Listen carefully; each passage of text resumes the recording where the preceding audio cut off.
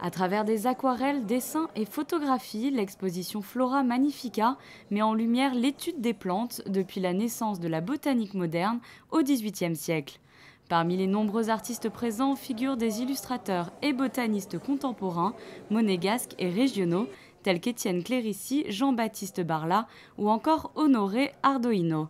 Cette exposition fait suite à un premier partenariat entre la médiathèque et le jardin exotique qui avait vu le jour en 2011. Nous avions déjà proposé une exposition autour de Jean-Baptiste Lamarck et la botanique à Monaco.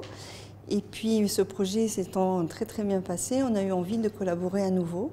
Et puis c'est aussi pour nous un moyen de mettre en avant des documents précieux qui appartiennent au fonds régional de la médiathèque. Il y a bien évidemment des ouvrages anciens, précieux, notamment une encyclopédie magnifique qui date du XVIIIe siècle, et puis des gravures originales de grands peintres et artistes qui ont travaillé autour de la botanique. Le thème général de l'exposition, c'est l'illustration botanique, qui est abordée selon trois axes principaux. Une première partie historique, bien entendu.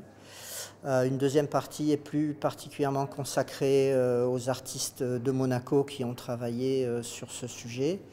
Et une troisième partie retrace l'évolution des techniques et en particulier la dualité entre le dessin et la photographie, qui sont les techniques principales qui sont utilisées, parfois en complément et parfois en concurrence l'une avec l'autre. Cette exposition nichée dans la salle Marcel Crenelin bénéficie d'une scénographie originale et astucieuse réalisée par un jeune diplômé du pavillon Bozio, Corentin Buchaudon. Actuellement en post-diplôme à l'ESAP, cette exposition est son premier travail personnel. Le principe en fait c'était de faire une mise en abîme de la serre dans le jardin et donc rajouter le thème du dessin botanique.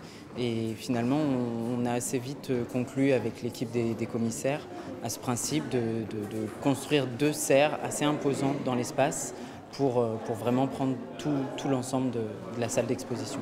Le public pourra découvrir des documents appartenant au fonds régional de la médiathèque de Monaco et de la bibliothèque spécialisée du jardin exotique. La circulation se fait à travers trois zones bien distinctes. L'affiche de l'exposition a été réalisée quant à elle par des étudiants en première année du pavillon Bozio.